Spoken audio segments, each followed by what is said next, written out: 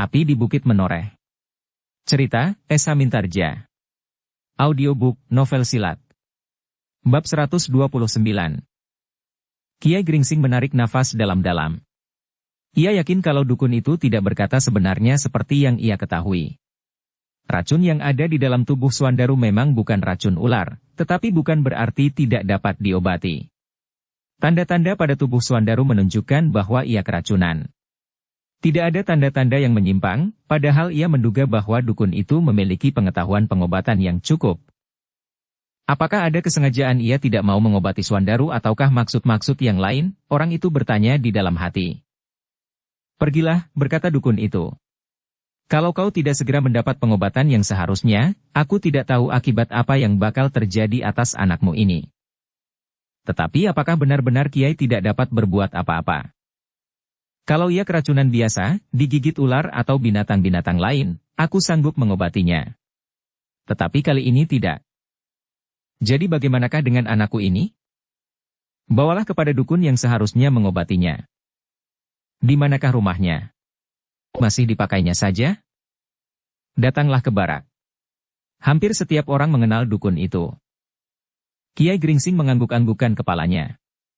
Orang itu benar-benar tidak bersedia mengobati luka-luka Swandaru. Karena itu maka katanya, baiklah. Aku akan pergi ke dukun yang mengenal ilmu gaib itu. Nah, sebaiknya kau memang pergi. Tetapi kau harus berkata berterus terang. Katakan pula bahwa kau telah datang ke rumah ini dan bertemu dengan aku. Baiklah, Kiai, aku minta diri. Tunggu, berkata orang itu. Aku mempunyai sesuatu. Orang itu pun kemudian masuk ke rumahnya. Sejenak kemudian ia keluar pula sambil membawa sebungkus obat-obatan. Katanya, kalau kau bersedia datang ke dukun itu, bawalah obatku ini. Tunjukkan kepadanya dan mintalah syarat. Kau dapat juga bertanya kepadanya tentang bermacam-macam hal tentang penyakit anakmu dan kemungkinan-kemungkinan yang bakal datang. Jadi Kia memberinya obat juga? Bukan aku. Aku hanya memberikan bahan. Tanggung jawabnya akan diambil alih oleh dukun ilmu gaib itu. Kau mengerti? Kalau ia menolak obat ini, itu adalah haknya. Baiklah. Baiklah. Kiai Gringsing pun kemudian minta diri bersama kedua anaknya. Hati-hatilah. Kau harus segera menemui dukun itu. Malam ini? Iya, malam ini. Kiai Gringsing mengangguk-anggukkan kepalanya. Baiklah. Terima kasih atas segala petunjuk Kiai. Ketiganya pun kemudian meninggalkan rumah itu. Hari sudah menjadi semakin gelap. Di kejauhan tampak lampu obor di gardu pengawas dan di sudut-sudut dan serambi barak. Beberapa buah rumah yang bertebaran telah menutup pintunya rapat-rapat. Ketika mereka telah keluar dari halaman rumah dukun itu, Agung Sedayu yang hampir tidak tahan lagi segera bertanya. Apakah guru mempercayainya? Tidak seluruhnya, jawab Kiai Gringsing. Dan guru akan pergi juga ke rumah dukun ilmu gaib itu?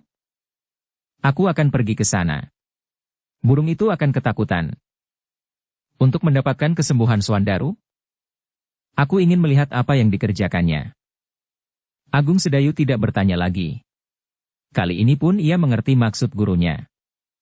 Dengan hati-hati Agung Sedayu bersama gurunya berjalan memapah Swandaru yang masih lemah. Tetapi ternyata keadaan Swandaru menjadi berangsur baik. Agaknya obat yang didapatkannya dari gurunya benar-benar mampu melawan racun yang ada di dalam tubuhnya. Sehingga sebenarnya, tidak ada lagi gunanya untuk pergi ke dukun yang lain untuk mendapatkan pengobatan. Guru. Swandaru itu pun kemudian berdesis. Apakah guru masih menganggap perlu berhubungan dengan orang lain? Bukankah dengan demikian justru akan timbul kemungkinan, obat yang aku dapatkan daripadanya tidak sebaik obat guru sendiri? Memang mungkin, Swandaru, jawab gurunya. Tetapi kami tidak akan mempergunakan obat-obat itu.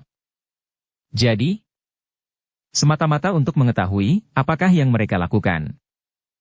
Swandaru mengangguk-anggukkan kepalanya pula. Ketika mereka sampai di depan gardu pengawas, maka para petugas pun segera mengerumuninya dan bertanya tentang keadaannya. Aku dengar kau singgah di rumah dukun itu. Ya, kami telah singgah di rumahnya.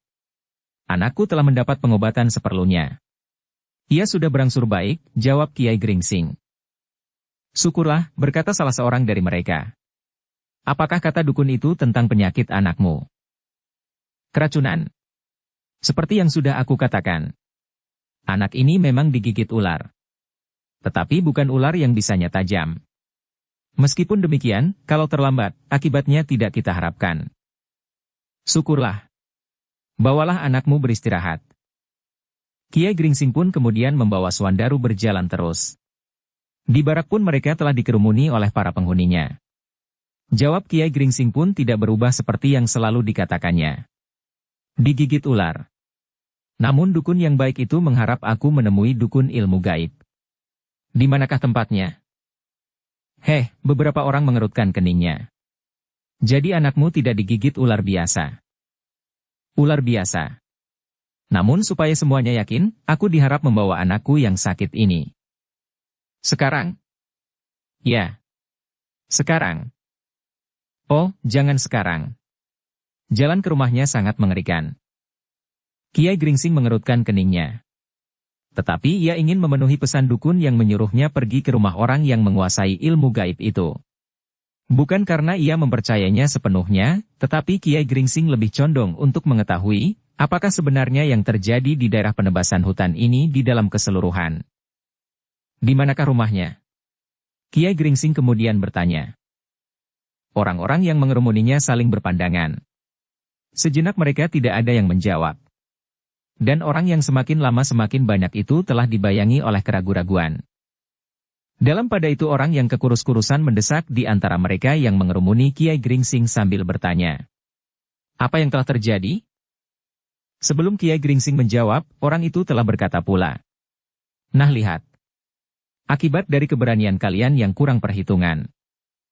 Bukan keberanian, tetapi kesombongan, berkata orang yang bertubuh kekar. Kiai Gringsing memandang kedua orang itu berganti-ganti, lalu. Anakku digigit ular. Apapun sebabnya, tetapi itu adalah akibat kemarahan hantu-hantu itu. Sekarang anakmu digigit ular, tetapi lain kali kau akan ditelan harimau.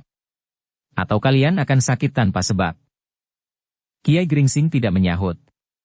Namun tampak wajah-wajah yang ketakutan mengitarinya. Kalau hanya kalian bertiga saja yang menjadi korban oleh kesombonganmu, itu tidak berarti apa-apa bagi kami. Tetapi kalau mereka marah, dan kami pula harus menanggung akibatnya, maka itu adalah kecelakaan yang pahit. Dan sebab daripadanya adalah kau. Agung Sedayu bergeser setapak. Namun gurunya menggamitnya sambil mengedipkan matanya. Jadi, apakah yang sebaiknya aku lakukan? Batalkan niatmu menebas hutan di bagian yang paling wingit itu. Itu bukan maksudku. Bukan akulah yang memilihnya. Tetapi kau dapat minta kepada para petugas, agar kau ditempatkan bersama dengan kami. Baiklah. Aku akan membicarakannya dengan para petugas, sahut Kiai Gringsing. Tetapi di mana rumah dukun ilmu gaib itu? Tunggulah sampai besok. Pengawasi Ki Argajaya. Aku tidak berani menanggung akibatnya. Menurut petunjuk, aku harus pergi sekarang juga. Gila. Kalian memang orang-orang yang tidak mempunyai perhitungan, geram orang yang kurus. Tetapi baiklah. Niatmu pergi ke rumah dukun itu baik. Mengobati anakmu dan agaknya kau akan bertobat dan menurut segala petunjuknya, nasihatnya, dan sudah tentu cara-cara pengobatannya. Ya. Gupala. Kalau begitu, kau dapat pergi kepadanya. Kiai Gringsing mengangguk-anggukkan kepalanya. Tetapi bagaimana kalau niatku tidak demikian? Kau jangan berbuat gila. Maksudku, kalau ada orang yang berbuat demikian. Ia tidak akan sampai ke rumah dukun ilmu gaib itu. Dan kenapa dukun ilmu gaib itu sendiri berani tinggal di tempat yang mengerikan? Kau orang sombong yang bodoh, berkata orang yang kekar. Ia memiliki segala macam ilmu lahir dan batin. Ia dapat bergaul dengan baik dengan hantu-hantu itu. Kiai Gringsing mengangguk-anggukkan kepalanya pula. Kemudian katanya, kalau begitu, aku akan mendahului para petugas. Mohon kepadanya agar ia bersedia berada di antara kita, supaya kita tidak selalu diganggu oleh hantu-hantu itu. Kalau dukun itu bersedia mengawani kita di sini, bukankah kita akan aman? Gila kau. Itu pikiran gila. Aku nasihatkan kepadamu, jangan berpikir yang bukan-bukan supaya kau tidak dicekik di perjalanan. Baiklah, jawab Kiai Gringsing. Sebaiknya aku segera berangkat. Tetapi kau belum makan, berkata seseorang yang lain. Ransumu masih ada di tempatnya. Oh, baiklah. Kami akan makan lebih dahulu. Tetapi kami belum mendapat petunjuk di mana rumah itu. Orang yang kurus itu pun kemudian berkata, kau ikut jalan di muka barak ini terus ke timur. Kemudian di sebelah pohon yang besar, di sebelah selokan yang baru dibuat itu, kau berbelok ke kanan. Apakah di sana ada jalan? Jawab Kiai Gringsing. Jalan setapak. Memang tidak. Jauh? Tidak begitu jauh. Kau akan sampai ke sebuah sungai. Yang curam itu? Temu dengan orang itu? Ya. Kau naik ke seberang, kemudian masuk ke daerah yang masih belum banyak diambah orang. Apakah ia tinggal di dalam hutan? Ya. Tetapi hutan itu tidak selebat yang kita kerjakan di sini. Justru karena hutan itu tidak begitu buas, maka daerah itu masih dibiarkan. Tetapi lebih daripada itu, daerah itu sangat wingit. Jauh lebih wingit dari yang kau kerjakan sekarang. Kiai Gringsing mengangguk-anggukkan kepalanya. Ia tinggal di antara batu-batu besar yang berserakan, di bawah sebatang pohon preh yang tua sekali. Ia membangun pondoknya di situ. Jarang sekali orang yang berani mengunjunginya apabila tidak didorong oleh keperluan yang sangat mendesak seperti kau ini. Ya, aku tahu. Tetapi jarak itu adalah jarak yang panjang. Lewat daerah yang belum cukup aku kenal dan tentu sangat gelap dan rimbun. Tetapi sekali lagi, kalau niatmu naik, kau tidak akan menemui halangan apapun. Kiai Gringsing mengangguk-anggukkan kepalanya. Ia sadar bahwa jalan ke tempat orang yang dicarinya itu adalah jalan yang memang rumit. Namun Kiai Gringsing adalah seorang perantau yang telah menempuh jalan yang bagaimanapun juga. Jangankan jalan yang pernah diambah oleh seseorang, sedangkan jalan yang belum pernah disentuh oleh seseorang pun pernah dilewatinya. Namun sebelum Kiai Gringsing memutuskan untuk pergi, mereka, Kiai Gringsing bersama kedua muridnya, lebih dahulu pergi ke sudut barak, untuk mengambil ransum mereka. Kita makan lebih dahulu, berkata Kiai Gringsing. Lalu kepada Agung Sedayu ia berkata, ambillah semangkuk air untuk mencuci tangan. Agung Sedayu pun kemudian mengambil semangkuk air untuk mencuci tangan. Tetapi ketika Kiai Gringsing melihat air itu ia berkata, lihat, aku memerlukan air itu. Agung Sedayu tidak mengerti maksud gurunya. Tetapi diberikannya air di dalam mangkuk itu, yang ternyata tidak dipakainya untuk mencuci tangannya. Makanlah, berkata Kiai Gringsing. Tetapi air ini aku perlukan untuk keperluan yang lain. Agung Sedayu tidak segera berani bertanya. Maka dibukanya bungkusan makanannya dan kemudian dimakannya dengan lahapnya, seperti juga gurunya. Hanya Swandaru sajalah, yang dengan susah payah berusaha untuk menelan makannya sesuap demi sesuap.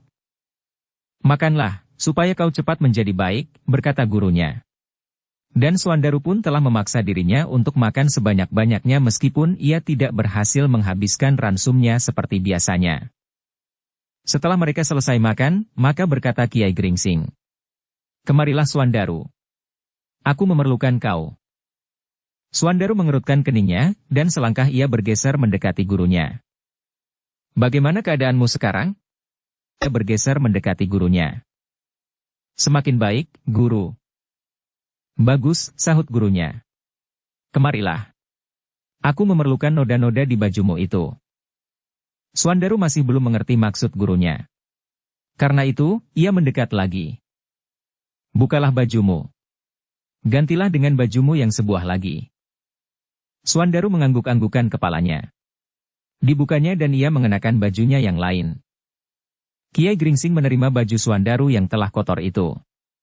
Baju yang memang sudah kumal dan lusuh, yang selalu dipakainya sehari-hari apabila ia pergi bekerja.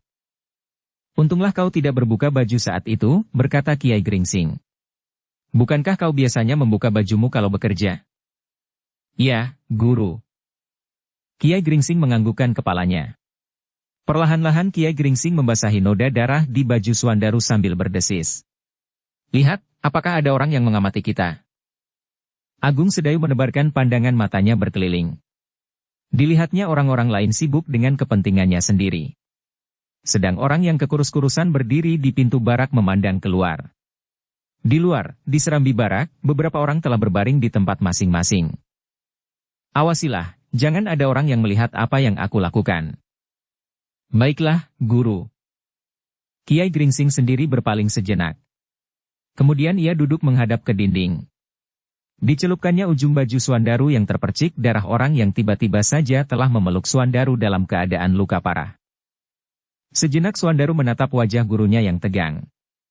Dengan teliti Kiai Gringsing mengamati titik air yang kemudian menjadi kemerah-merahan. Wajah orang tua itu semakin lama menjadi semakin tegang memandangi air di dalam mangkuk itu, sehingga akhirnya ia menarik nafas dalam-dalam. "Kenapa, Guru?" bertanya Suandaru. Kiai Gringsing mengangguk-anggukkan kepalanya. Ada sesuatu tersimpan di hatinya. Namun ia hanya berkata, "Aku masih harus meyakinkan banyak hal di sini." Ia merenung sejenak, lalu, "Suandaru, kau tidak usah ikut aku ke tempat dukun itu. Biarlah Agung Sedayu menunggui kau di sini. Aku akan pergi sendiri." "Apakah artinya, Guru?" "Tanya," sahut Agung Sedayu. "Jangan terlampau keras," potong Kiai Gringsing cepat-cepat. "Biarlah sementara aku tidak mengatakannya sebabnya.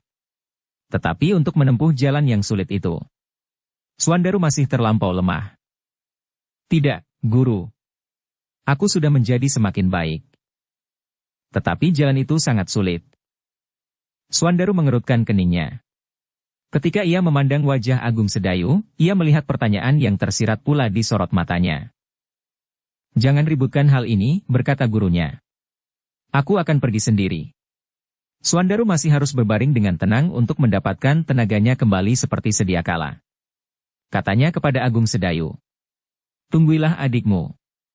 Ingat, pada orang-orang yang aneh itu. Kepada orang yang kurus dan orang yang bertubuh kekar itu. Biar saja apa yang mereka katakan dan mereka nasihatkan.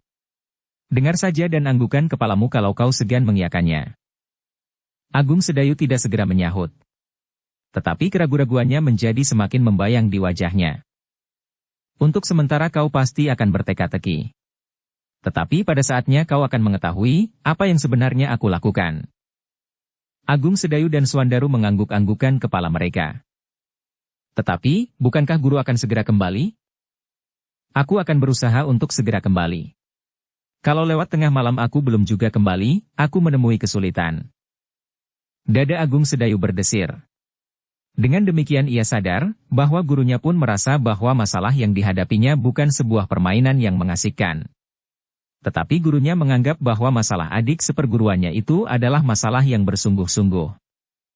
Dengan demikian hampir di luar sadarnya ia berkata, "Kalau guru tidak kembali setelah tengah malam, apakah aku harus mencarinya?" "Terima kasih. Tetapi jangan diburu oleh nafsu dan perasaan," jawab gurunya. "Kalau aku tidak dapat menghindarkan diri dari kesulitan itu, maka kau pasti hanya akan menambah jumlah korban." "Oh," Agung Sedayu menundukkan kepalanya. "Jadi bagaimana?" Agung Sedayu dan Suandaru. Kiai Gringsing semakin bersungguh-sungguh. "Kalau aku tidak kembali, jangan coba-coba untuk mencari sendiri. Lalu, kau berdua harus menghadap Raden Sutawijaya yang bergelar Mas Ngabehi Loring Pasar." Kedua muridnya mengangguk-anggukan kepalanya. "Ceritakan apa yang telah terjadi," sambung gurunya, lalu. "Tetapi aku agaknya berpikir terlampau jauh. Agaknya tidak akan ada apa-apa di sepanjang jalan." "Mudah-mudahan, Guru. Tetapi ingat, hati-hatilah kalian di sini. Jangan berbuat sesuatu yang dapat menambah kesulitan." Kedua muridnya menganggukkan kepalanya. "Aku akan membawa obat pemberian dukun itu. Mudah-mudahan aku menemukan sesuatu." Kiai Gringsing pun kemudian minta diri kepada kedua muridnya, dan kemudian beberapa orang yang masih duduk-duduk di dalam barak yang diterangi oleh lampu minyak itu. "Heh, kau tidak jadi membawa anakmu yang sakit itu?" "Aku berubah pendapat," katanya. "Aku pikir jalan sangat sulit untuk orang yang sedang sakit. Aku akan pergi sendiri." Tiba-tiba saja orang yang kurus itu pun mendekatinya. "Jadi kau pergi sendiri?" "Aku kasihan kepada anakku. Ia masih terlampau lemah dan barangkali justru akan mempersulit perjalanan." Lalu, bagaimana dukun sakti itu dapat mengobati anakmu kalau ia tidak melihat keadaannya? Aku yakin bahwa dukun sakti itu mengerti apa yang dihadapinya tanpa melihat orangnya. Orang yang kurus itu tidak menyahut lagi. Sambil mengangguk-anggukan kepalanya ia memandang Kiai Gringsing melangkah keluar pintu barak. Di luar malam telah menjadi semakin kelam, dan orang-orang yang hanya berada di serambi barak itu telah berbaring di tempat masing-masing. Kau terlampau berani, seseorang berdesis. Kiai Gringsing berpaling. Katanya kemudian, inilah kewajiban seorang ayah. Betapapun aku dicengkam oleh ketakutan tetapi aku harus berangkat. Anakku memerlukannya. Orang itu memandanginya dengan penuh iba. Terdengar ia berdesis. Truna Podang, meskipun tampangmu seperti seorang badut kecil, tetapi kau adalah seorang ayah yang baik. Seandainya aku yang menanggung peristiwa semacam itu, aku tidak akan berani berbuat seperti kau. Aku pasti akan mati beku di sepanjang jalan menuju ke rumah dukun sakti yang dikerumuni. Orang itu tidak berani meneruskan kata-katanya. Seorang kawannya yang berbaring di sampingnya telah menyentuhnya. Dikerumuni apa? Bertanya Kiai Gringsing meskipun sebenarnya ia tahu, kata-kata apakah yang tidak terlontar dari mulut orang itu. Orang itu hanya menggelengkan kepalanya saja, sedang Kiai Gringsing menarik nafas dalam-dalam. Di luar Kiai Gringsing masih melihat orang yang kekar itu berjalan sambil menjinjing sebuah mangkuk berisi air. Ketika orang itu melihat pula Kiai Gringsing, ia bertanya, "Kau jadi akan pergi?" "Ya, Gupala." "Mana anak-anakmu?" bertanya orang yang kekar itu. "Aku berubah pendirian. Aku tidak membawa anak-anakku. Yang sakit itu masih terlampau lemah, sedang jalan menuju ke tempat dukun ilmu gaib itu terlampau sulit." Orang yang bertubuh kekar itu mengerutkan keningnya lalu katanya, "Apakah sebenarnya maksudmu?" "Aku tidak mengerti pertanyaanmu. Kenapa anakmu tidak kau bawa?" "Jadi bagaimana?" "Ia masih terlampau lelah. Dan, yang lain tuyul betina." "Bukankah anakmu yang sakit, yang kau katakan digigit ular itu?" "Ya, Gupala." "Terserahlah kepadamu. Aku tidak tahu, apakah yang seharusnya kau lakukan, supaya kau selamat. Kau adalah orang yang keras kepala. Orang yang keras kepala seperti kau itulah yang biasanya akan menjumpai banyak kesulitan." "Mudah-mudahan aku tidak," sahut Truna Podang. "Aku sudah terlampau bingung karena anakku sakit. Aku tidak dapat berbuat lain. Aku tidak sempat memikirkan diriku sendiri. Sama sekali tidak. Kau sama sekali tidak memikirkan keselamatan anak-anakmu. Kau terlampau mementingkan dirimu sendiri. Kenapa? Kalau kau mau mundur setapak, maka anak-anakmu akan selamat. Tanah itu adalah tanah yang wingit. Berapa orang terpaksa mengurungkan niatnya? Kau sudah mendengar, sekarang kau mengalaminya sendiri. Tetapi kau masih tetap berkeras kepala." Kiai Gringsing tidak menjawab. Meskipun kepalanya terangguk-angguk namun sama sekali tidak terbersit niat di hatinya untuk menarik diri dari kerja yang sudah dimulainya. Bukan karena ia ingin sebidang tanah garapan, tetapi ia justru semakin ingin mengetahui apakah yang sebenarnya tengah berlangsung di antara kesibukan Ki Gede Pemanahan dan puteranya yang lagi membuka hutan ini. Orang yang kekar itu masih berdiri sejenak memandanginya, seakan-akan ia ingin meyakinkan, apakah Kiai Gringsing yang dikenalnya bernama Truna Podang itu benar-benar mengerti maksudnya. Karena Truna Podang itu tidak menjawab, maka orang itu berkata pula, "Pikirkan kata-kataku sebelum terlanjur. Sekarang, kalau kau mau pergi ke rumah dukun sakti itu, pergilah. Sekali lagi aku pesan, hati-hati di jalan dan jangan berniat untuk berbuat aneh-aneh supaya kau sempat pulang kembali menemui anak-anakmu." Kiai Gringsing mengangguk-anggukkan kepalanya. "Terima kasih." Ketika orang itu meninggalkannya, Kiai Gringsing pun kemudian berjalan tertatih-tatih meninggalkan barak yang menjadi semakin sepi. Seseorang memandanginya dengan perasaan kasihan. Tetapi ia tidak dapat berbuat apa-apa. Sejenak kemudian orang yang bertubuh kekar itu pun masuk pula ke dalam barak sambil bergumam. Orang yang bodoh dan tamak. Dikorbankannya anak-anaknya untuk kepuasan pribadinya. Kalau ia mendapatkan tanah itu, tetapi kehilangan anak-anaknya, buat apakah sebenarnya tanah itu baginya yang sudah begitu tua? "Ada apa?" tanya seseorang. Truna Podang, jawab orang itu. Ia sampai hati mengorbankan anak-anaknya untuk mendapatkan harta lahiriah, tidak ada orang yang menyahut. Namun mereka memang sering mendengar hal-hal serupa itu. Orang tua yang sampai hati mengorbankan anak-anaknya untuk mendapatkan kepuasan diri. Tetapi Truna Podang justru terlampau cinta kepada anak-anaknya, berkata seseorang di dalam hati. Tetapi ia tidak mau berbantah lagi. Apalagi malah menjadi semakin dalam, dan ketakutan telah mulai merayapi setiap hati. Terlebih-lebih mereka yang berada di Serambi karena ruang di dalam barak telah terlampau penuh. Dalam pada itu Kiai Gringsing telah menjadi semakin jauh dari barak. Ia masih melihat sinar lampu yang berkeredipan di gardu pengawas yang sepi dan sinar-sinar yang meloncat keluar dari gubuk-gubuk yang berserakan. Namun setiap pintu dari gubuk-gubuk itu telah tertutup rapat. Tergambar di dalam angan-angan Kiai Gringsing, orang-orang yang berjejal-jejal di dalam gubuk-gubuk itu, dibayangi oleh ketakutan dan kecemasan. Ketika Kiai Gringsing sudah menjadi semakin jauh dari barak, maka ia pun segera menyingsingkan kain panjangnya. Sekali ia menengadahkan kepalanya, memandang langit yang ditaburi oleh bintang. Dan orang tua ternyata telah memanjatkan doa di dalam hati. Baginya tidak ada kekuasaan yang melampaui kekuasaan Yang Maha Kuasa. 1000 jin, 1000 setan, dan hantu-hantu tidak akan dapat mengatasi kuasanya dan kehendaknya. Selagi ia masih di dalam perlindungannya, maka apa saja yang dihadapi tidak akan dapat menggetarkan sehelai bulunya pun. Mudah-mudahan aku tidak dilepaskannya karena aku sudah terlampau banyak berbuat dosa, desisnya. Kiai Gringsing itu pun kemudian mempercepat langkahnya menembus gelapnya malam. Ia kini bukan lagi Truna Podang yang berjalan terbungkuk-bungkuk. Tetapi kini ia adalah Kiai Gringsing yang cekatan dan terengginas. Diloncatinya lubang-lubang yang berserakan di tengah-tengah jalan yang semakin lama menjadi semakin jelek. Kiai Gringsing mengangkat kepalanya ketika tiba-tiba saja ia mendengar suara yang berdesing berputar-putar.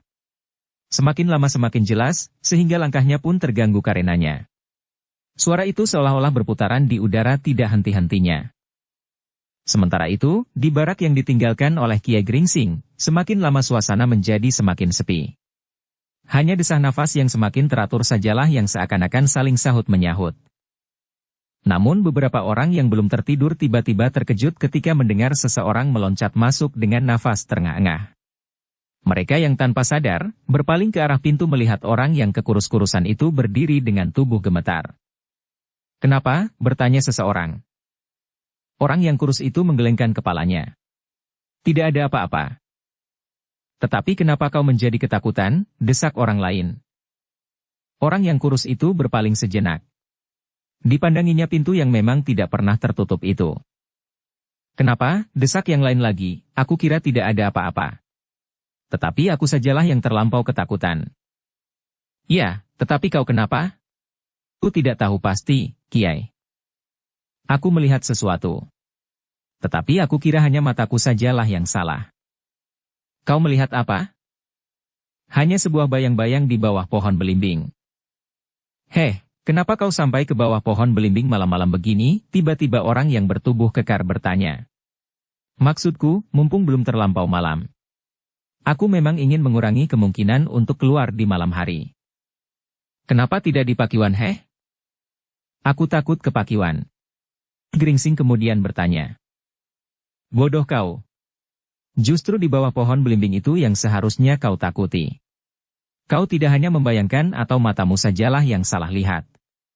Aku yakin kau pasti melihat sesuatu," berkata orang yang bertubuh kekar itu. Orang yang kekurus-kurusan itu tidak menjawab lagi. Dengar tubuh yang masih gemetar ia melangkah ke tempatnya. Punggungnya yang tidak tertutup oleh sehelai baju tampak berkeringat seperti seseorang yang baru saja melakukan pekerjaan yang terlampau berat. Tetapi orang itu ternyata tidak segera pergi tempatnya. Dengan ragu-ragu ia langsung pergi ke sudut ruangan, di mana Swandaru sedang berbaring ditunggui oleh Agung Sedayu. "Bagaimana dengan keadaanmu?" ia bertanya. Swandaru hanya mengedipkan matanya saja perlahan-lahan. Sedang Agung Sedayulah yang menjawab. "Mudah-mudahan ayah mendapat obatnya."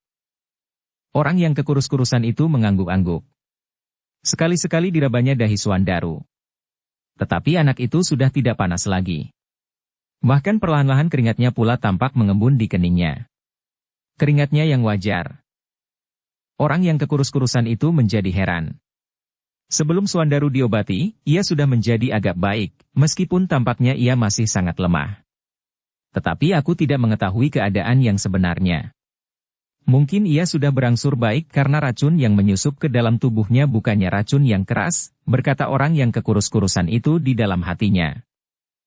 Namun pertanyaan yang diucapkan kemudian adalah, bagaimana rasanya badanmu sekarang? Ternyata kedua anak-anak murid Kiai Gringsing itu sudah kejangkitan kebiasaan gurunya. Meskipun tidak berjanji hampir bersamaan mereka menjawab. Parah. Orang itu menjadi heran. Kau tidak begitu pucat, dan tubuhmu menjadi hangat seperti orang yang sehat. Suandaru menggelengkan kepalanya dan Agung Sedayu berkata. Memang mungkin tampaknya demikian. Tetapi keadaannya mengkhawatirkan, menurut ayah dan dukun di rumah sebelah barak ini. Tetapi bagaimana dengan Sangkan itu sendiri, potong orang itu? Bagaimana dengan kau? Kau merasakan dan yang paling mengerti tentang dirimu sendiri. Suandaru menggeleng lemah. Suaranya hampir tidak terdengar. Aku tidak kuat lagi. Agung Sedayu dan Suandaru menjadi heran ketika mereka melihat kepuasan tersirat di wajah orang yang kekurus-kurusan itu. Katanya, pelajaran yang mahal bagimu. Peristiwa ini harus selalu menjadi pertimbanganmu di setiap langkah. Aku menganjurkan agar kau berdua mengajak ayahmu mengurungkan niatnya menebas hutan di daerah yang werit itu. Beberapa orang telah menarik diri. Bahkan di daerah ini pun semakin lama menjadi semakin sepi.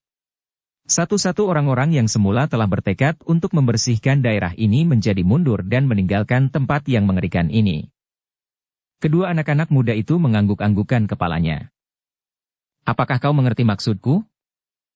Seperti yang dipesankan gurunya Agung Sedayu mengangguk pula, meskipun ia ragu-ragu. Jangan menunggu sampai terlambat. Agung Sedayu mengangguk lagi. Apakah kau mendengar kata-kataku? Orang itu tiba-tiba membentaknya. Aku benar-benar berniat baik. Ya, aku mendengar. Dan aku sudah mengangguk. Tetapi semuanya itu tergantung kepada ayah. Mungkin ia mendapatkan keputusannya setelah ia menghadap dukun sakti itu. Kaulah yang harus ikut memaksanya untuk kepentingan adikmu dan kau sendiri. Agung Sedayu tidak menjawab, tetapi ia mengangguk saja. Kenapa kau hanya mengangguk-angguk saja seperti Nini Towok? Apakah kau tidak senang mendengarkan nasihatku? Orang itu menjadi jengkel. Oh, bukan maksudku. Aku mendengarkannya dan memang menjadi kebiasaanku untuk mengangguk-anggukan kepala apabila aku mendengarkan nasihat seseorang, jawab Agung Sedayu. Tetapi kau membuat aku menjadi sakit hati, berkata orang yang kekurus-kurusan itu. Dengar. Sekarang di dekat barak ini, di bawah pohon belimbing, telah muncul sesosok hantu. Mungkin kaulah yang menyebabkannya. Selama ini aku tidak pernah diganggunya meskipun seandainya memang sudah ada di situ sejak lama. Agung Sedayu mengangguk lagi. Tetapi ketika ia sadar, segera ia menjawab. Mudah-mudahan bukan kamilah yang menyebabkannya. Kau jangan mencuci tangan. Sebelum kau ada di sini semuanya berjalan baik. Gangguan semakin lama semakin terbatas. Sekarang agaknya kau telah mengungkat kemarahan hantu-hantu itu. Bukankah kau katakan bahwa selama ini orang-orang menjadi ketakutan? Dan sebelum kami datang, satu demi satu mereka telah meninggalkan tempat ini? Kenapa justru kami yang menjadi seolah-olah tempat sampah untuk melemparkan kesalahan? Agung Sedayu menjadi semakin kehilangan kesabaran.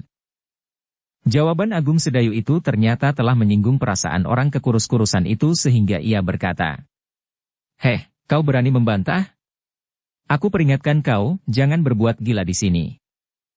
Dan sebelum Agung Sedayu menjawab, agaknya orang yang kekar yang mendengarkan pembicaraan itu menjadi jengkel pula, sehingga dari tempatnya ia berkata lantang sehingga mengejutkan orang-orang yang sedang tidur.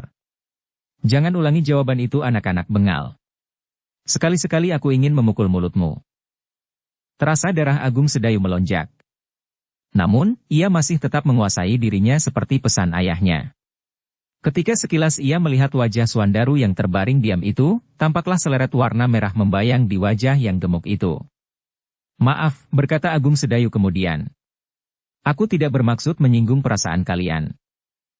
Tutup mulutmu. Bentak orang yang kekar itu. Sayang ayahmu tidak ada. Kalau ada, aku paksa ia menghajarmu. Kalau tidak, kamilah yang akan menghajar kau dan membungkam mulutmu. Agung Sedayu menarik nafas dalam-dalam. Tetapi ia mengangguk berkali-kali. Heh, kau dengar. Sekali lagi Agung Sedayu mengangguk. Kau dengar heh? Kau tidak mau menjawab? Oh, jadi aku harus menjawab? Aku tidak berani membuka mulutku. Tiba-tiba orang yang kekar itu meloncat bangkit. Untunglah bahwa berbareng dengan itu, beberapa orang telah terbangun pula. Mereka segera berusaha menahan orang yang bertubuh kekar itu. Jangan. Adiknya baru sakit dan ayahnya tidak ada. Orang yang bertubuh kekar itu menggeram. Tangannya dientak-entakannya sambil mengumpat-umpat. Seandainya orang-orang di dalam barak itu tidak mengerumuninya dan meredakan marahnya, maka ia pasti sudah tidak mengekang dirinya lagi. Anak gila, ia masih mengumpat-umpat. Di seluruh daerah ini tidak seorang pun yang berani melawan Suragempal. Kau anak ingusan saja sudah berani membantah dan bahkan menghina. Sayang saat ini aku terhalang oleh sekian banyak orang. Kalau tidak, mulutmu benar-benar akan berdarah. Ingat, tidak ada orang yang berani melawan Suragempal. Bahkan para petugas dan pengawas pun tidak. Agung Sedayu sama sekali tidak menyahut. Ia masih berada di tempatnya, namun supaya tidak menumbuhkan berbagai pertanyaan di antara orang-orang yang berada di barak itu, ia pun telah berdiri dengan tubuh gemetar. Tetapi ia tidak mengucapkan sepatah kata pun. Beberapa orang kemudian membimbing orang yang bertubuh kekar, yang menyebut dirinya bernama Suragempal itu kembali ke tempatnya. Salah seorang dari orang-orang itu berkata, "Jangan hiraukan. Bukankah mereka hanya anak-anak? Tetapi itu akan menjadi kebiasaan yang kurang baik. Kalau aku membiarkan anak itu menghinaku, maka lain kali orang lain pun akan menghinaku pula." Anak itu sudah minta maaf. Ia menjadi ketakutan sekali. Orang yang menyebut dirinya bernama Suragempal itu berpaling. Ketika dilihatnya Agung Sedayu berdiri gemetar, hatinya menjadi sedikit terhibur. "Kali ini aku maafkan kau," katanya. "Tetapi lain kali, aku sobek mulutmu." Agung Sedayu tidak menjawab. Ketika orang itu telah duduk kembali di tempatnya, maka orang lain pun kembali ke tempat masing-masing. Seseorang yang sudah agak lanjut usia mendekati Agung Sedayu. "Sudahlah. Hati-hatilah untuk lain kali. Jangan menyakiti hati orang." Mulut Swandarulah yang sudah mulai bergerak. Tetapi ia terdiam ketika kaki Agung Sedayu menyentuh lututnya. "Sudahlah. Tidurlah. Ayahmu akan segera pulang." Agung Sedayu mengangguk-anggukkan kepalanya. Iya. Aku akan tidur." Agung Sedayu pun kemudian duduk di samping Swandaru. Orang yang kurus itu sudah tidak ada di dekat mereka, dan orang yang kekar dan menyebut dirinya bernama Suragempal itu pun sudah berbaring pula di tempatnya. Sejenak kemudian Agung Sedayu pun berbaring pula di samping Swandaru. Sebelum ia mapan Swandaru sudah berdesis perlahan-lahan. "Kenapa kau biarkan orang itu membuka mulutnya terlampau lebar?" "Kenapa?" bertanya Agung Sedayu.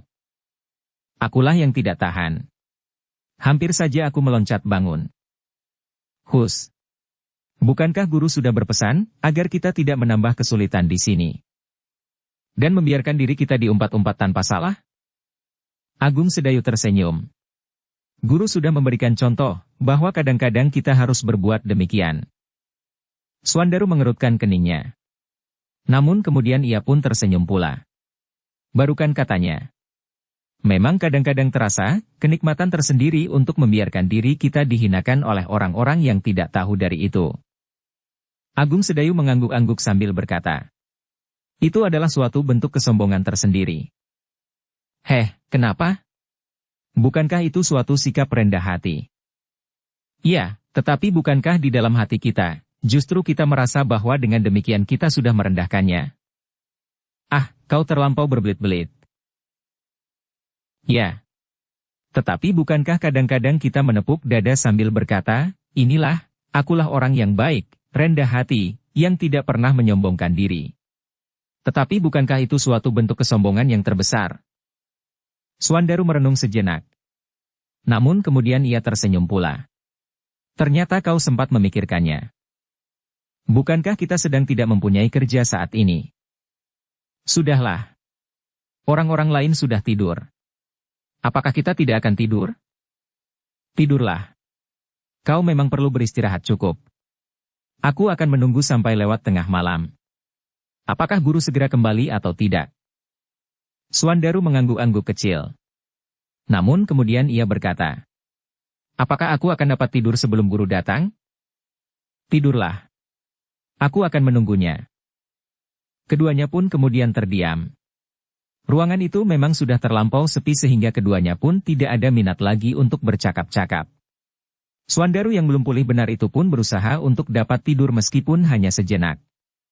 Tetapi ingatannya kepada gurunya, maka ia hanya dapat memejamkan matanya saja, tetapi sama sekali tidak tertidur. Apalagi Agung Sedayu yang berbaring di sampingnya melekat dinding. Tubuhnya seakan-akan terhimpit oleh tubuh Suandaru yang gemuk itu. Ia bahkan sama sekali tidak berhasil untuk sekedar memejamkan matanya.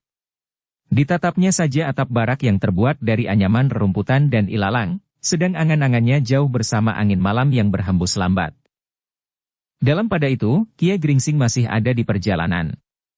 Suara berdesing di udara itu seolah-olah selalu mengikutinya kemana ia pergi.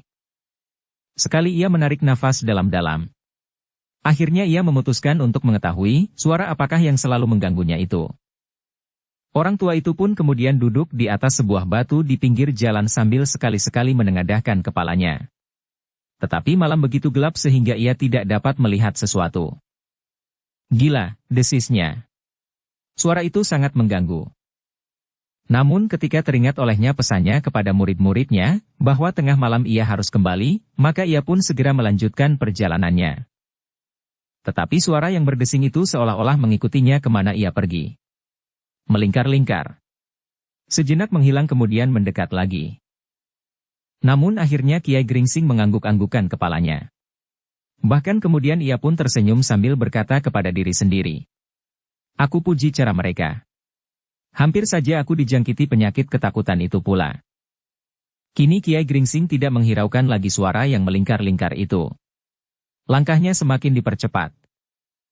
Diloncatinya parit-parit kecil yang menyilang jalan setapak yang sedang dilaluinya. Ketika ia sampai di sebuah parit yang sedang dibuat, di sebelah sebatang pohon yang besar, Kiai Gringsing berhenti sejenak. Ia harus berbelok ke kanan, menuruti jalan yang sempit sampai sebuah sungai kecil yang curam. Kiai Gringsing menarik nafas dalam-dalam. Jalan yang ditempuh memang sebuah jalan yang mengerikan. Dedaunan yang rimbun bergantungan di atas jalan sempit itu. Sulur-sulur yang liar bergayutan sebelah menyebelah. Tetapi Kiai Gringsing tidak akan mundur. Ia berjalan terus betapa gelapnya. Namun sebagai seorang perantau yang berpengalaman, Kiai Gringsing segera dapat mengenal jalan yang akan dilaluinya itu. Langkah Kiai Gringsing tertegun ketika ia melihat sesuatu bergerak-gerak di kejauhan. Di dalam gelapnya malam, mata Kiai Gringsing yang tajam melihat sesuatu yang menghilang di balik rerumputan, kemudian suara gemerisik batang-batang ilalang yang tersibak. Namun kemudian sepi kembali. Kiai Gringsing mengangguk-anggukkan kepalanya. Ia dapat menduga bahwa bayangan yang bergerak-gerak itu adalah bayangan seorang. Namun orang itu pasti bukan orang kebanyakan, karena tiba-tiba saja ia telah hilang seperti ditelan bumi, meskipun Kiai Gringsing mengetahui bahwa orang itu pasti bersembunyi di balik pepohonan. Tetapi geraknya yang cepat itu menandakan bahwa orang itu adalah orang yang memiliki kemampuan cukup. Begitu besar keinginan Kiai Gringsing untuk mengetahui siapakah orang itu, hampir saja ia meloncat menyusulnya. Untunglah bahwa ia masih dapat mengekang dirinya. Yang berjalan menuju ke rumah dukun sakti itu kini adalah Truna Podang. Karena itu, ketika ia menjadi semakin dekat dengan bayangan yang bersembunyi itu, langkah Kiai Gringsing menjadi semakin lambat, bahkan kemudian tertatih-tatih seperti orang yang kelelahan. Meskipun Kiai Gringsing tidak melihat, tetapi ketajaman inderanya merasakan bahwa ada sepasang mata yang sedang mengintip langkahnya. Ini pasti salah seorang pembantu dukun sakti itu, katanya di dalam hati. Ia harus mengamati tamu-tamunya. Karena itu, Kiai Gringsing harus melakukan perannya dengan baik. Sebagai seorang petani yang sedang digelisahkan oleh anaknya yang sedang sakit. Betapapun ketakutan dan kecemasan membakar dada, tetapi petani yang takut kehilangan anaknya itu berjalan tertatih-tatih di dalam gelapnya malam. Namun tidak sesuatu yang terjadi. Ketika ia sampai di sungai kecil yang curam, maka Kiai Gringsing pun merayap turun. Air sungai yang hanya sedalam mata kaki itu terasa betapa dinginnya.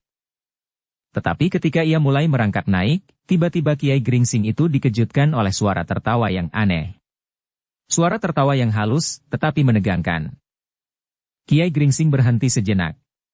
Segera ia mengetahui dari mana arah suara itu. Tetapi ia sama sekali tidak berhasrat untuk menemukannya. Karena itu, ia merangkak terus naik tebing yang cukup curam. Akhirnya Kiai Gringsing sampai juga di seberang, di atas tebing. Dengan penuh kewaspadaan ia melangkah terus. Kini ia merasa bahwa tidak hanya seorang sajalah yang sedang mengawasi. Seakan-akan di setiap langkahnya ia bertemu dengan tatapan mata yang tajam. Namun Kiai Gringsing tetap tabah. Ia berjalan terus, sehingga akhirnya ia sampai ke suatu tempat yang ditebari oleh batu-batu yang besar. Disinilah rumah dukun sakti itu, desis Kiai Gringsing. Kiai Gringsing melangkah terus. Ia harus mencari rumah dukun sakti itu, di antara batu-batu besar yang berserak-serakan. Tetapi sebelum ia menemukan rumah itu, Kiai Gringsing sekali lagi tertegun. Ia mendengar derap kaki-kaki kuda mendekati daerah berbatu-batu itu. Sejenak Kiai Gringsing terpaku di tempatnya. Ia menduga bahwa ada kira-kira 5 atau 6 ekor kuda. Semakin lama menjadi semakin dekat. Apakah kuda-kuda ini sejenis kuda-kuda hantu yang menakut-nakuti daerah yang sedang dibuka itu? Ia bertanya kepada diri sendiri. Tetapi Kiai Gringsing memutuskan untuk segera menemukan rumah dukun sakti itu supaya ia dapat mengambil suatu kesimpulan dari pertemuan itu untuk melakukan tindakan selanjutnya. Ia tidak mempedulikan lagi suara derap kaki-kaki kuda itu. Ia tidak menghiraukan pula, apakah kuda-kuda itu kuda-kuda hantu atau kuda-kuda yang lain. Sejenak kemudian dada Kiai Gringsing menjadi berdebar-debar. Ia mendengar desir langkah seseorang yang tergesa-gesa. Karena itu segera ia mengendapkan diri di balik sebuah batu. Di dalam keremangan malam ia melihat sesosok bayangan yang berjalan cepat menjauhi segerumbul perdu di balik sebongkah batu yang besar.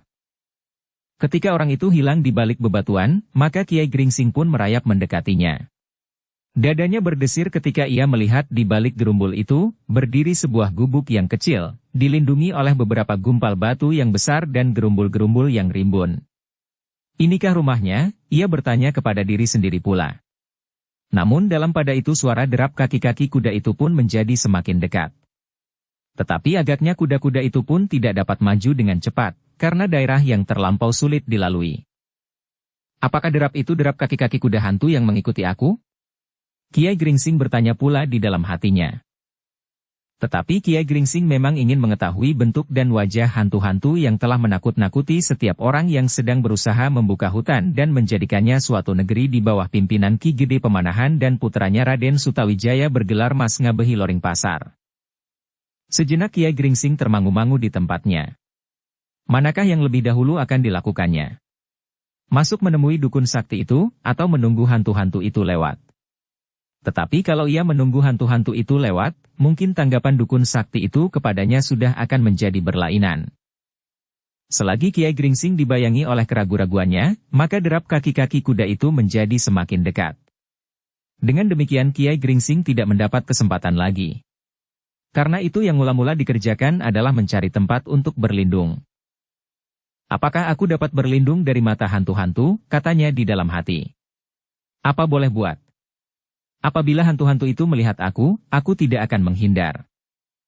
Kiai Gringsing adalah orang yang cukup berpengalaman dan memiliki ilmu yang hampir sempurna di dalam olah kanuragan. Apalagi adalah seorang yang mempunyai kepercayaan yang mantap kepada Yang Maha Kuasa. Dengan demikian, maka ia pun segera dapat menguasai diri dan dengan tenang menghadapi setiap kemungkinan. Namun demikian, tanpa sesadarnya ia telah meraba tangkai cambuknya yang membelit di lambung. Kiai Gringsing menjadi semakin berdebar-debar ketika ia mendengar derap itu semakin dekat.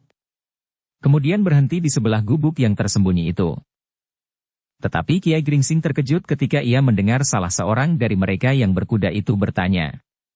Inikah rumahnya? Ya. Inilah rumahnya, sahut yang lain. Marilah, kita temui dukun itu. Dada Kiai Gringsing menjadi berdebar-debar. Keinginannya untuk mengetahui menjadi semakin mendesak dadanya. Karena itu, maka sambil merangkak-rangkak ia bergeser maju. Dengan pendengarannya yang tajam ia yakin bahwa tidak ada orang lain di sekitarnya. Agaknya orang-orang yang mengawasinya di sepanjang jalan, tidak mendekat ke gubuk ini. Sejenak kemudian Kiai Gringsing mendengar pintu gubuk itu diketok orang. "Kiai, bukakan pintu." Sejenak tidak terdengar jawaban. "Kiai." Baru kemudian perlahan-lahan terdengar jawaban dalam nada yang berat. "Siapa di luar?" "Kami adalah peronda dari Tanah Mataram." Kiai Gringsing ternyata telah terkejut pula mendengar jawaban itu. Mereka adalah orang-orang Ki Gede Pemanahan yang dengan resmi sudah mempergunakan nama Tanah Mataram. Sejenak tidak terdengar suara apapun. Namun kemudian terdengar suara dari dalam gubuk itu. "Apakah maksud kalian datang kemari di malam begini?" "Kami mau bertemu dengan Kiai." "Aku tidak tahu pasti, Kiai." Kembali suasana menjadi sepi. Yang terdengar hanyalah suara-suara malam yang mendirikan bulu. Suara burung hantu di kejauhan yang kadang-kadang disahut oleh suara binatang-binatang buas yang lamat-lamat. "Kiai," suara peronda itu terdengar lagi. "Tunggu," jawab dari dalam. Sejenak kemudian terdengar suara pintu gubuk itu berderit. Dan suara yang berat mempersilahkan para peronda itu. "Marilah. Silahkan masuk." Tetapi agaknya gubuk ini terlampau sempit. "Terima kasih," jawab salah seorang peronda itu. "Kami tidak akan masuk berbareng." Dua orang di antara para peronda itu pun kemudian memasuki gubuk yang sempit itu, sedangkan yang lain berada di luar. Kiai Gringsing menjadi berdebar-debar. Kalau mereka yang ada di luar gubuk itu kemudian melangkah hilir mudik dan ada di antara mereka yang mengelilingi gubuk ini, maka ia harus segera bergeser menjauh. Namun agaknya para peronda itu tidak berkisar dari depan gubuk itu. Beberapa orang di antara mereka bercakap-cakap perlahan-lahan. Sedang yang lain sama sekali tidak berbicara apapun. Dari dalam gubuk Kiai Gringsing mendengar salah seorang dari kedua peronda yang masuk itu berkata, "Kiai, kami mendengar bahwa Kiailah dukun sakti yang bernama Kiai Damar." "Ya," jawab suara yang berat. "Akulah yang bernama Kiai Damar." "Bagus," desis peronda itu. "Kami telah datang kepada orang yang tepat." "Apakah sebenarnya maksud kalian?" bertanya Kiai Damar. "Kami telah diutus oleh Raden Sutawijaya." "Maksudmu putra Ki Gede Pemanahan?" "Ya." "Gupala." "Apakah maksudnya?" bertanya Kiai Damar. "Kiai," berkata peronda itu kemudian. "Kiai adalah seseorang yang menurut kepercayaan orang-orang di sekitar tempat ini, bahkan sampai ke daerah-daerah yang jauh, mampu mengobati segala macam penyakit. Di antaranya penyakit yang termasuk aneh-aneh yang menurut keterangan beberapa orang disebabkan oleh hantu-hantu." "Tidak hanya keterangan beberapa orang," potong Kiai Damar. "Memang demikianlah keadaannya. Maksudku, bukan tentang aku, tetapi tentang hantu-hantu itu. Sebenarnya lah bahwa banyak sekali orang yang sakit karena kesiku. Dan aku adalah salah seorang dari mereka yang berusaha untuk memohonkan maaf bagi orang-orang yang kesiku itu. Jadi sama sekali bukan mengobati seperti yang kau katakan." "Begitulah. Tetapi akibatnya hampir sama. Orang yang sakit itu menjadi sembuh karenanya." "Tidak. Tetapi mereka kemudian dimaafkannya." "Ya." "Begitulah," peronda itu berhenti sejenak. Dengan demikian, maka hubungan Kiai dengan hantu-hantu itu menjadi akrab. Dukun sakti yang bernama Kiai Damar itu tidak segera menjawab. Sejenak ia mengangguk-anggukkan kepalanya. Tetapi agaknya ia sudah dapat menduga, kemanakah arah pembicaraan para peronda itu. Karena Kiai Damar tidak menjawab maka peronda itu meneruskan. "Kiai. Sebagaimana Kiai Damar tahu, kini kami sedang sibuk membuka hutan untuk menjadikannya sebuah negeri. Namun akhir-akhir ini kami merasa terganggu. Ketentraman bekerja para penebang telah diusik oleh desas-desus adanya hantu-hantu yang berkeliaran dan mengganggu. Bukan saja para pendatang yang akan membuka hutan, tetapi para petugas sendiri menjadi ngeri. Hal itu terjadi di segala bagian dari penebangan hutan ini. Di bagian selatan, tengah, dan utara. Bahkan ada di antara mereka yang sudah meletakkan alat-alat mereka dan kembali ke tempat asal mereka." Kiai Damar itu merenung sejenak. Lalu, "Aku mengerti maksud kalian. Kalian ingin hantu-hantu itu tidak mengganggu kerja para pendatang yang menebas hutan itu, bukan? Tepat, Kiai. Seperti yang kami minta kepada seorang dukun sakti, yang menyebut dirinya bernama Kiai Telapak Jalak yang tinggal di ujung selatan dari daerah penebangan hutan ini. Juga menyendiri seperti Kiai Damar. Kiai Damar mengangguk-anggukan kepalanya. Tetapi kemudian ia menjawab. Permintaan ini wajar sekali. Tetapi aku merasa bahwa aku sekarang berdiri di tengah-tengah sungai yang banjir. Terus aku pasti akan basah, kembali pasti basah juga. Kenapa, Kiai? Pohon belimbing. Aku mengerti jalan pikiran kalian. Itulah sulitnya. Tetapi aku juga mengerti kenapa hal itu terjadi. Aku, mungkin juga orang yang kau sebut bernama Telapak Jalak itu, memang bergaul dengan hantu-hantu. Apa yang dapat aku tangkap dari siratan jalan pikiran mereka pun dapat aku mengerti. Apakah kata mereka?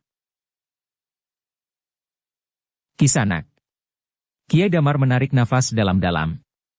Dengan mata wadah kita memang tidak dapat melihat bahwa sebenarnya kita berhadapan dengan suatu negeri. Lengkap dengan istana dan prajuritnya. Kau tahu maksudku? Hutan yang kini sedang ditebang itu adalah suatu negeri. Anehnya, namanya juga Mataram seperti yang kalian pergunakan sekarang. Tetapi sebenarnya hal itu juga tidak aneh, karena raja-raja yang sekarang memerintah adalah keturunan raja-raja dari kerajaan Mataram lama. Para peronda itu mengerutkan keningnya. Coba, pikirkan. Bagaimana aku harus bersikap, apabila aku tahu, mereka menjadi sakit hati karena istananya kalian rusak. Pohon raksasa yang mereka anggap bangsal-bangsal di dalam istana mereka, di dalam rumah-rumah para adipati dan tumenggung menurut tata kepangkatan kita, kalian tebang dengan semena-mena. Para peronda itu tidak menjawab. Apakah yang akan dilakukan oleh Ki Gede Pemanahan selagi ia masih berada di Pajang, dan yang akan dilakukan oleh putranya, apabila tiba-tiba Raja Arya Penangsang datang menghancurkan istana Pajang dan bangunan di Lor Pasar? Para peronda itu masih diam saja. Nah, itulah kira-kira alasan yang mereka pergunakan, kenapa mereka berusaha untuk mencegah kealpaan Ki Gede Pemanahan, agar tidak menjadi berlarut-larut. Kiai Damar berhenti sejenak lalu. Kisanak. Sebenarnya hantu-hantu itu memang mempunyai kekuasaan yang lebih besar dari manusia wadak. Kemenangan mereka yang paling cepat kita kenal, bahwa mereka dapat melihat kita, tetapi kita sukar sekali untuk melihat mereka tanpa mereka kehendaki sendiri. Karena itu, mereka menjadi lebih mudah mengganggu kita dan kita tidak akan dapat mengganggu mereka. Peronda itu masih mengangguk. Namun kemudian salah seorang dari mereka berkata, tetapi bukankah hutan ini masih sangat luas, Kiai? Apakah mereka tidak dapat diajak berbicara, agar mereka berpindah saja ke bagian-bagian hutan yang lain? Kiai Damar tertawa pendek. Kalian memang aneh. Itu adalah sikap yang tidak adil. Yang mementingkan diri sendiri. Kalian datang kemudian, tetapi kalian ingin mengusir yang sudah ada di tempat itu sejak berabad-abad, bahkan jauh sebelum keturunan Mataram lama memasuki lingkungan ini dengan peradaban yang lebih baik. Peradaban apakah yang Kiai maksud? Aku tidak tahu pasti, Kiai. Peradaban di dalam tata kehidupan mereka. Jangan kau kira bahwa di dalam kehidupan mereka tidak ada peradaban seperti yang kita miliki. Mereka mempunyai susunan pemerintahan dan peraturan-peraturan yang harus mereka taati. Jadi, bagaimanakah kesimpulan Kiai? Apakah tidak perlu mengadakan semacam perang? Tunggu. Kiai Damar memotong. Jangan terlampau sombong sehingga kata-katamu terdorong terlampau jauh. Aku mengenal mereka dan aku mengenal kalian. Kalau perang itu benar-benar akan berlangsung, maka yang akan terjadi adalah perampasan sepihak semata-mata, yang akan terjadi adalah penumpasan sepihak semata-mata. Apakah yang dapat kau lakukan? Apa? Kita mempunyai orang-orang seperti Kiai Telapak Jalak dan Kiai Damar sendiri. Sekali lagi Kiai Damar tertawa. Aneh sekali, katanya. Apakah kalian menyangka bahwa aku mampu berbuat sesuatu atas mereka? Aku hanya mengenal mereka, dan sejauh-jauh dapat aku lakukan adalah berlutut sambil mohon maaf atas kehilafan manusia yang sombong dan tamak ini. Jadi, tegasnya, Kit dan ayahnya tidak ada. Aku tidak dapat berbuat apa-apa. Bahkan aku berpesan, jangan menunggu hantu-hantu itu kehilangan kesabaran. Raja mereka adalah raja yang bijaksana yang sampai saat ini masih berusaha untuk mengatasi persoalan ini. Tetapi pada suatu saat, dengan sepatah kata mantra kalian akan diterkam oleh penyakit yang maha dahsyat, dan tumpaslah kalian bersama dengan keluarga kalian. Kiai, berkata peronda itu. Aku dapat mengerti. Keterangan yang Kiai berikan mirip benar dengan keterangan Kiai Telapak Jalak. Bahkan pada dasarnya bersamaan maksudnya. Kiai Gringsing, yang bersembunyi di belakang gubuk itu menahan nafas. Dari peronda-peronda itu ia mengetahui bahwa di samping Kiai Damar, masih ada orang lain yang dianggap sebagai seorang dukun yang sakti dan bernama Kiai Telapak Jalak. Selanjutnya Kiai Gringsing mendengar Kiai Damar berkata, apakah orang yang bernama Telapak Jalak itu juga pernah memberikan keterangan seperti yang aku katakan? Ya, Kiai. Tanya Agung Sedayu. Kalau demikian aku percaya, bahwa ia pun benar-benar dapat bergaul dengan hantu-hantu di hutan Mentaok. Tetapi apabila ada keterangan lain, maka orang itu pasti berbohong, karena aku yakin bahwa aku benar. Ya, Kiai. Tetapi bagaimana menurut pendapat Kiai, apakah yang sebaiknya kami lakukan? Kiai Damar menarik nafas dalam-dalam. Katanya kemudian, pertanyaan inilah yang membuat aku menjadi pening. Aku merasa bahwa jawaban yang dapat aku berikan, pasti suatu jawaban yang tidak akan memberi kepuasan bagi kalian dan terutama bagi Ki Gede Pemanahan beserta putranya. Apakah jawaban itu? Apa yang aku lakukan? Kisanak, berkata Kiai Damar. Aku tidak berani mengatakannya. Namun seandainya aku masih mendapat kemungkinan, aku akan berusaha agar pada suatu saat kita menemukan jalan yang sebaik-baiknya, agar kita mendapat kesempatan untuk membuka hutan ini. Tetapi sudah tentu dengan berbagai macam syarat. Apakah Kiai dapat menyebutkan syaratnya? Tentu belum sekarang. Pada suatu saat aku akan menghadap raja dari kerajaan Mataram. Bukan Mataram yang didirikan oleh Ki Gede Pemanahan, tetapi Mataram Kajiman. Aku ingin mendapat penjelasan langsung dari Raja Mataram, yang tidak dapat dilihat dengan mata wadak ini, bagaimanakah sebaiknya agar kita tidak mendapatkan kutuk daripadanya, sedang kita mendapatkan bagian dari tanah Mentaok seperti yang kita harapkan. Kapan hal itu akan Kiai lakukan? Aku tidak tahu pasti, Kiai. Segera. Namun sementara ini, usaha perluasan daerah penebangan agar dibatasi atau dihentikan sama sekali. Orang-orang biar kembali ke tempat masing-masing. Sedang yang sudah terlanjur dibuka ini pun pasti akan mengalami berbagai macam syarat yang harus dipenuhi. Para peronda itu terdiam sejenak. Namun kemudian salah seorang dari keduanya berkata, baiklah. Aku mengharap Kiai secepatnya dapat menghubungi Raja Kajiman itu, sehingga kami akan segera dapat menyesuaikan diri dengan pembicaraan Kiai. Baiklah. Tetapi ingat, sementara ini pembukaan daerah baru harus dicegah. Aku akan melaporkannya kepada Ki Gede Pemanahan. Peronda itu berhenti sejenak, lalu. Sekarang kami akan minta diri. Kami dikirim khusus untuk menemui Kiai Damar. Siapakah yang telah memerintahkan kalian menghubungi aku? Ki Gede Pemanahan atau Sutawijaya? Ki Gede Pemanahan, jawab peronda itu. Nah, sampaikan semuanya yang aku katakan kepada Ki Gede Pemanahan.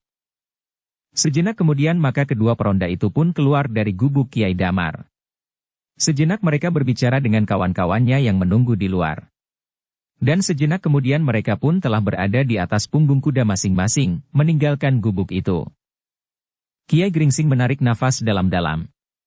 Kini ia mengetahui, bagaimanakah pendapat dukun sakti itu tentang usaha pembukaan hutan dan yang menurut katanya kerajaan Mataram Kajiman. Namun tiba-tiba Kiai Gringsing ingin mengetahui, apakah yang akan dikatakan oleh para peronda itu, sehingga ia pun segera merayap meninggalkan tempatnya. Dengan segenap kemampuan yang ada padanya Kiai Gringsing pun segera menyusul orang-orang yang berkuda perlahan-lahan di dalam gelapnya malam. Derap kaki-kaki kuda yang lamat-lamat telah memungkinkan Kiai Gringsing untuk segera menemukan arah. Beberapa langkah ia mendahului kuda-kuda yang berjalan dengan malasnya menyusup hutan yang semakin lama menjadi semakin gelap. Ketika ia sudah berada di depan, maka segera dicarinya segumpal tanah padas. Dilemparkannya segumpal tanah itu ke atas, tepat di atas jalan yang akan dilalui kuda-kuda itu. Kemudian ia pun segera bersembunyi di balik sebuah gerumbul tepat di pinggir jalan setapak itu. Sejenak kemudian terdengar suara gemeresak di dedaunan tepat di atas jalan sempit yang gelap, menurun dan jatuh di tanah. Kiai Gringsing mendapat kesan bahwa para peronda itu terkejut karenanya. Serentak kuda-kuda mereka berhenti. "Apakah kalian juga mendengar suara gemeresak itu?" bertanya salah seorang yang agaknya menjadi pemimpinnya. "Ya," sahut yang lain. "Apakah menurut dugaan kalian? Di atas jalan ini banyak terdapat dedaunan dan ranting-ranting yang kering. Mungkin buah-buahan yang dibawa oleh burung-burung malam. Apakah kalian tidak memperhitungkan kemungkinan yang lain? Hantu atau jin barangkali? Kit dan ayahnya tidak ada." "Ya. Apakah mereka sempat mengganggu kami dengan cara itu?" "Hanya anak-anak yang dapat ditakut-takutinya dengan cara demikian. Tetapi sudah tentu bukan kita. Kalau hantu-hantu itu mempunyai sedikit pengetahuan tentang manusia, mereka pasti akan mempergunakan cara yang lebih ngeri untuk menakut-nakuti kita sekarang ini." Kawan-kawannya tidak menjawab. Agaknya mereka sependapat dengan pendapat kawannya itu, sehingga tanpa menghiraukan apapun lagi mereka meneruskan perjalanan. Sepeninggal mereka, Kiai Gringsing menarik nafas dalam-dalam. Ia menjadi berbesar hati bahwa tidak semua orang menjadi ketakutan di dalam keadaan yang tidak berketentuan ini. Tetapi agaknya Kiai Gringsing masih belum puas. Ia ingin berbuat sesuatu sehingga para peronda itu menjadi semakin mantap. Mereka harus meyakini bahwa mereka benar-benar tidak mudah menjadi ketakutan.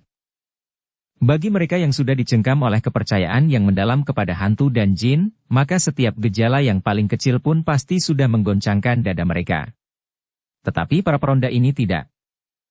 Sejenak kemudian, maka Kiai Gringsing pun telah menyusup pula di antara gerumbul liar, mendahului para peronda yang memang sengaja maju perlahan-lahan.